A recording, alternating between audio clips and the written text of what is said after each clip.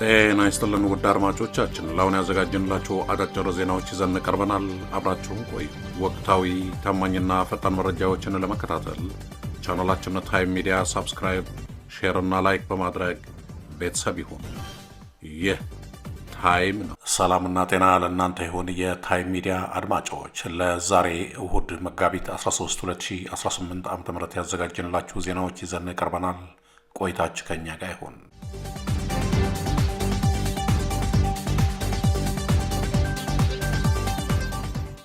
የፋኖ ኃይሎች በአማራ ክልል ደቡብ ጎንደር ዞን ስር በሚገኙ የሥራ ኃላፊዎችና የጸጥታ መዋቅር ላይ በፈጸሙት ጥቃት ቁጥራቸው ያልተገለጸ ባለሥልጣናት መገደላቸውን የዞኑ አስተዳደር አስታውቀዋል። ቢቢሲ ያነጋገራቸው አንድ የደቡብ ጎንደር ዞን አስተዳደር ምንጭ የወረዳ ዋና አስተዳዳሪዎችን ጨምሮ ቢያንስ 5 የአካባቢው ባለሥልጣናት እንደተገደሉ ገልጸዋል። ዞኑ አስተዳደሩ ከትላንት በስቲያ አርብ መጋቢት 11 2018 ዓ.ም ምሽት ላይ ባወጣው መግለጫ የጥፋት ኃይሎች በሚል የገለጻቸው ታጣቂ ቡድኖች ንፋስ መውጫና ሐሙሲት ከተማ ላይ ግጭት መፍጠራቸውን አስረድተዋል። የታጣቂዎቹ ጥቃት በስራ ላይ በነበሩት የላይ ጋይንት፣ ወገዳና ደራ ወረዳዎች እንዲሁም የሁለቱን ከተሞች የመንግስት የሥራ ኃላፊዎችና የጸጥታ መዋቅር ላይ ያነጣጠረ እንደነበርም አስታውቀዋል። ታጣቂዎቹ ጥቃቱን የፈጸሙት ከተለያዩ አካባቢ በመጠራራትና በመሰባሰብ እንደሆነ ጠቅሰዋል። አንድ የዞን አስተዳደሩ ምንጭ ለቢቢሲ እንደገለጹት በዕለቱ ጥቃት መፈጸም የጀመረው ከንጋቱ 12 ሰዓት ገደማ አንስቶ ነው ያሉ ሲሆን ካለፈው ወር አንስቶ የመከላከያ ሰራዊት በዞኑ የሚገኙ አካባቢዎችን ለቆ መውጣትን ያስታወሱት ምንጩ በስፍራው የነበሩት የጸጥታ ኃይሎች የክልሉ አድማ በታኝ ፖሊስና ሚሊሻ እንደሆኑ አስረድተዋል። የመከላከያ ሰራዊት አባላት ስላልነበሩ ታጣቂዎቹ ሌላው የጸጥታ አካል ላይ ጉዳት አድርሰው ወጥተዋል ብለዋል። የፋኖ ኃይሎች ታች ጋይንትና ስማዳ ወረዳዎች ውስጥ እንደሚንቀሳቀሱ የሚናገሩት ምንጩ በአሁኑ ጥቃት ታጣቂዎቹ ጠንከር ያለ ጸጥታ ኃይል አለ ወደ ተባለባቸው ንፋስ መውጫና ሐሙሲት ከተማዎች መንቀሳቀሳቸውን ገልጸዋል። የፋኖ ኃይሎች የታች ጋይንትና ስማዳ ወረዳዎች ውስጥ እንደሚንቀሳቀሱ የሚናገሩት ምንጩ በአሁኑ ጥቃት ታጣቂዎቹ ጠንከር ያለ ጸጥታ ኃይል አለ ወደ ተባለባቸው ንፋስ መውጫና ሐሙሲት ከተማዎች መንቀሳቀሳቸውን ገልጸዋል። ባለስልጣናቱ በህዝብ ፊት የገቡት ቃል ኪዳንና ታማኝነት ለህዝብ ታምነው እንደቆሙ ክብራቸውን ጠብቀው አልፈዋል ሲልም አክለዋል። የዞኑ መግለጫ ምን ያህልና በየትኛው ደረጃ ላይ ያሉ አመራሮች ህይወት እንዳለፈ አልጠቀሰም። ቢቢሲ ያነጋገራቸው የዞኑ ምንጭ በበኩላቸው በዚህ ሳምንት በተፈጸሙ ጥቃት ቢያንስ 5 አመራሮች መገደላቸውን እንደሚያውቁ ገልጸዋል። የደራ ወረዳ ዋና አስተዳዳሪ አቶ እስቲበል ጓዴ፣ የደራ ወረዳ ብልጽግና ፓርቲ ጽህፈት ቤት ኃላፊ አቶ ፈንታሁን ድረስ እንዲሁም የወረዳው የፖሊስ አዛዥ መገደላቸውን ተናግረዋል። የስማዳ ወረዳ አስተዳዳሪና የሐሙሲት ከተማ ከንቲባም ከተገደሉት መካከል ተጠቅሰዋል። ወደ ከተሞቹ የገቡት ታጣቂዎች ጥቃቱን ካደረሱ በኋላ መውጣታቸውን የሚናገሩት ምንጩ ቆይተውም የመከላከያ ሰራዊት አባላት ወደ ላይ ጋይንት ወረዳ አካባቢዎች መሰማራታቸውን ገልጸዋል። የስማዳ፣ ላይ ጋይንት፣ ታች ጋይንት፣ ደራ፣ እብናትና መቀጠዋ ወረዳዎች እንዲሁም የሐሙሲት ከተማ አመራሮች በታጣቂዎች እንቅስቃሴ ምክንያት በአሁኑ ሰዓት በዞኑ ዋና ከተማ ደብረ ታቦር ውስጥ እንደሚገኙም ተናግረዋል። ደቡብ ጎንደር ዞን ውስጥ ወደ 7 ከተሞችና 13 ወረዳዎች አሉ። ከእነዚህ ውስጥ የመንግስት የጸጥታ ኃይል ያለው ፎገራ፣ ወረታ፣ ሊቦ ከምከም፣ አዲስ ዘመን ላይ ነው። ጋይንት ወረዳ ንፋስ መውጫም መከላከያ ገብተዋል ብለዋል። ይሁን እንጂ ውድ አድማጮቻችን እነዚህ የአማራ የብልጽግና ምስለኔ ተላላኪዎች በቀኑ የተደረገው ውጊያና የተገኘው ድል በፋኖ የተለቀቀው ቪዲዮ ሁሉም ያየው ሲሆን እነዚህ ግን ታጣቂ ብለው በመጥራት ገና ለገና መከላከያ ስለወጣ ነው ከፖሊስና ሚሊሻ ብለው ጉዳቱንና ውሏቸውን ሊያሳንሱ ሞክረዋል።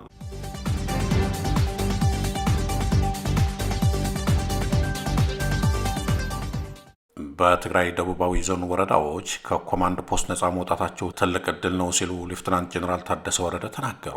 ፕሬዚዳንት ሌፍትናንት ጀኔራል ታደሰ ወረደ እንደገለጹት በርካታ እንቅፋቶችን ተሻግረው በኮማንድ ፖስት ስር ከነበረው ህዝባችን ጋር ለመገናኘት መብቃታችን ትልቅ ዕድል ሲሆን የተገኘው ዕድል ወደ አደጋ እንዳይገባ በአግባቡ ልንሰራበት ይገባል ብለዋል። አከራካሪ በሚል ተቀባይነት የሌለው ምክንያት በኮማንድ ፖስት ስም ሲተዳደሩ የነበረው የደቡብ ዞባ ወረዳዎች አሁን ነፃ ወጥተው ዛሬ በጋራ የምንወያይበት እድል ተፈጥረዋል ብለዋል። ይህ መድረክ የጦርነት ደመና ባለበት ሁኔታ ውስጥ ቢሆንም ህዝቡ በአጠቃላይ በመሰረተ ልማት ጉዳዮች ላይ የሚሰማውን ጥያቄ የሚያነሳበትና በጋራ ለመስራት የሚያስችል መድረክ መሆኑንም ገልጸዋል። የአላማጣ ከተማና የራያ አላማጣ ወረዳዎች ቁልፍ ከባቢያዊ ቦታዎች መሆናቸውን የጠቀሱት ጀነራል ታደሰ ወረደ መሰረተ ልማቶች በአግባቡ እንዲጠገኑና ህዝቡ ተገቢውን አገልግሎት እንዲያገኝ ጥብቅ ስራ ይጠይቃል ብለዋል።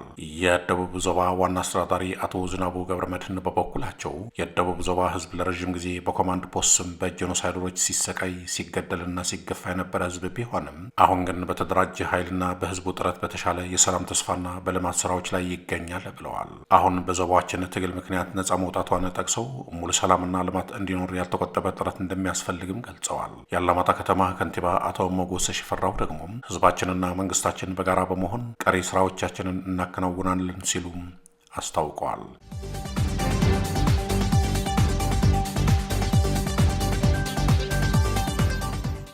የገዛ እናቱንና እህቱን በአሰቃቂ ሁኔታ በገደለው ወጣት ላይ የሞት ቅጣት ተወሰነ።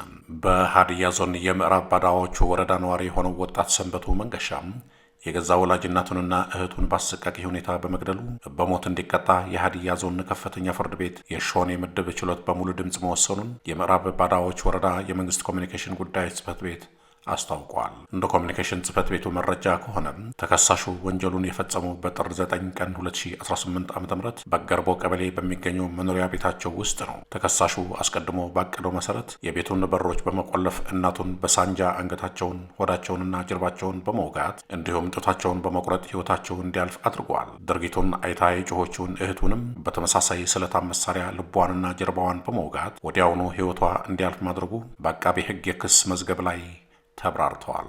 የምዕራብ ባዳዋቾ ወረዳ ፖሊስ ከአካባቢው ማህበረሰብ ጋር በመተባበር ተከሳሹን በቁጥጥር ስር ከዋለ በኋላ ለሕግ አቅርቦታል። በችሎት ሂደት ላይ አቃቤ ሕግ የአስከሬን ምርመራ ውጤትን፣ የተከሳሹን የእምነት ቃልና የሰው ምስክሮችን በማስረጃነት አቅርበዋል። ተከሳሹም እናቱንና እህቱን መግደሉን በችሎት አምነዋል። ጉዳዩን ሲመለከት የቆየው የሀዲያ ዞን ከፍተኛ ፍርድ ቤት የሾኔ ምድብ ችሎት መጋቢት 10 ቀን 2018 ዓ.ም በዋለው ችሎት ተከሳሹ በፈጸመው ከባድ የሰው መግደል ወንጀል በ1997 የወጣውን የኢፌዴሪ ወንጀል ሕግ አንቀጽ 539(1) ሀ መሰረት ጥፋተኛ ሆኖ አግኝቶታል። ፍርድ ቤቱ የድርጊቱን እጅግ አሰቃቂነትና የተከሳሹን የጭካኔ ደረጃ ከግምት ውስጥ በማስገባት ግለሰቡ በሞት እንዲቀጣ በሙሉ ድምፅ መወሰኑን የምዕራብ ባዳዋቾ ኮሚኒኬሽን መረጃም አመላክተዋል።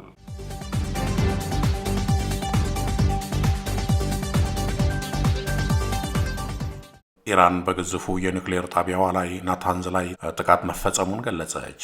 በኢራን የሚገኘው ግዙፉ የናታንዝ የኒውክሌር ጣቢያ ጥቃት እንደተፈጸመበት አገሪቱ ሪፖርት ማድረጓን ዓለም አቀፉ የአቶሚክ ኢነርጂ ኤጀንሲ አስታወቀም። ሆኖም እስካሁን ሰዓት ከጣቢያው የወጣ የጨረር አደጋ አለመኖሩን ኤጀንሲው ገልጸዋል። የኢራን አቶሚክ ኢነርጂ ኤጀንሲ በበኩሉም አሜሪካና እስራኤል በናታንዝ የኒውክሌር ጣቢያ ላይ ጥቃት መፈጸማቸውን በማረጋገጥ በጣቢያው ላይ መጠነኛ ጉዳት ደርሰዋል ብለዋል። ከዋና ከተማዋ ቴሄራን 220 ኪሎ ሜትር ርቀት ላይ የሚገኘው ይህ የኒውክሌር ጣቢያ በጥቃቱ ምክንያት ምንም አይነት የራዲዮ አክቲቭ ቁስ እንዳልፈሰሰበትና በአካባቢው ማህበረሰብ ላይ የደረሰ ጉዳት አለመኖሩን የአገሪቱ ባለስልጣናት አረጋግጠዋል። የናታንዝ የኒውክሌር ጣቢያ ከዚህ ቀደም በእስራኤልና በኢራን መካከል ለ12 ቀናት በቆየው ጦርነት ውስጥ ዋነኛ የጥቃት ኢላማ ከነበሩ ተቋማት አንዱ ነው።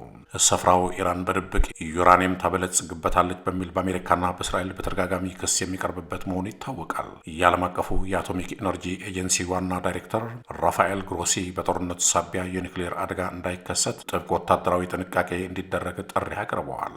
የእስራኤሉ መከላከያ ሚኒስትር እስራኤል ካትዝ በበኩላቸው በዩናይትድ ስቴትስና በእስራኤል ጥምረት ኢራን ላይ የሚደረገው የአየር ጥቃት ከዛሬ እሁድ ጀምሮ በቀጣዩ ሳምንት ተጠናክሮ ይቀጥላል ብለዋል።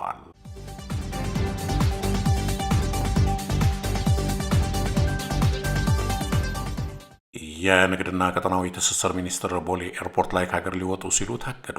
የንግድና ቀጠናዊ ትስስር ሚኒስትር ዶክተር ካሳሁን ጎፌ በቦሌ ዓለም አቀፍ አውሮፕላን ማረፊያ በኩል ከሀገር ሊሸሹ ሲሉ በጸጥታ ኃይሎች መከልከላቸው ታውቀዋል። ሚኒስትሩ በነዳጅ ስምሪትና ስርጭት ላይ በከባድ ሙስና ወንጀል መዘፈቃቸውንና በዋና አቀነባባሪነት መጠርጠራቸው በመታወቁ ምርመራ ሊጀመርባቸው ሲል በድንገት ከሀገር ለመውጣት ሙከራ ማድረጋቸውን ምንጮች አረጋግጠዋል። እንደ ምንጮቹ ገለጻ ሚኒስትሩ ካሳሁን ጎፌ ከሀገር ለመውጣት የሞከሩት በነዳጅ አሻጥር ዙሪያ እየተካሄደ ያለው ግምገማና ምርመራ ወደ እሳቸው እያመራ መሆኑን በመገንዘባቸው ነው። በቦሌ ኤርፖርት በኩል ለመውጣት ባደረጉት ሙከራ የጸጥታ አካላት በሰጡት ትዕዛዝ ጉዞአቸው እንዲሰረዝ የተደረገ ሲሆን ይህም ሚኒስትሩ በከፍተኛ የሙስና ሰንሰለት ውስጥ መሳተፋቸውን የሚያረጋግጥ ጠንካራ ፍንጭ ሆነዋል።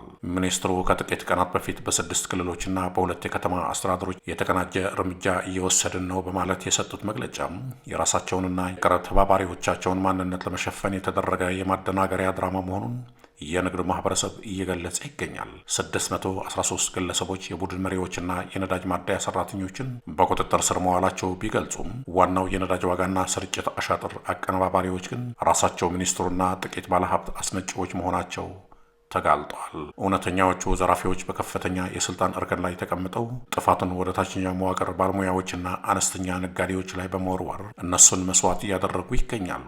የንግድና ቀጠናዊ ትስስር ሚኒስቴር በሀገሪቱ ካሉ እጅግ ሙሰኛ የፌዴራል ተቋማት አንዱ መሆኑን የሚታወቅ ሲሆን ሚኒስትሩና የቅርብ ጓደኞቻቸው ነዳጅን በመደበቅና ዋጋን በማዛባት ከፍተኛ ሀብት ሲያካብቱ መቆየታቸው በስፋት እየተነገረ ነው። መንግስት በህገወጥ ተግባር ላይ በሚሰማሩ አካላት ላይ የማይለወጥ አቋም አለኝ ቢልም የዋናው አቀነባባሪ ሚኒስትር ከሀገር የመሸሽ ሙከራ ግን የጸረ ሙስና ዘመቻው ትክክለኛነት ላይ ትልቅ ጥያቄ አስነስተዋል። በአሁኑ ወቅት ሚኒስትሩ በክትትል ስር የሚገኙ ሲሆን የነዳጅ አሻጥር ዋናው ማን እንደሆነና የዘረፋው ሰንሰለት እስከምን ድረስ እንደሚዘልቅ የሚጠበቅ ምርመራ የህዝቡን ትኩረት ስቦታል። ውድ አድማጮቻችን ለአሁን ያዘጋጀንላቸው ዜናዎች እነዚህ ነበሩ። በቀጣይ እስከምንገናኝ ሰላም በያላችሁበት። ታማኝ ወቅታዊና ፈጣን መረጃዎችን ለመከታተል ቻናላችንን ታይም ሚዲያ ሰብስክራይብ፣ ሼር እና ላይክ በማድረግ ቤተሰብ ይሆኑ። ይህ ታይም ሚዲያ ነው።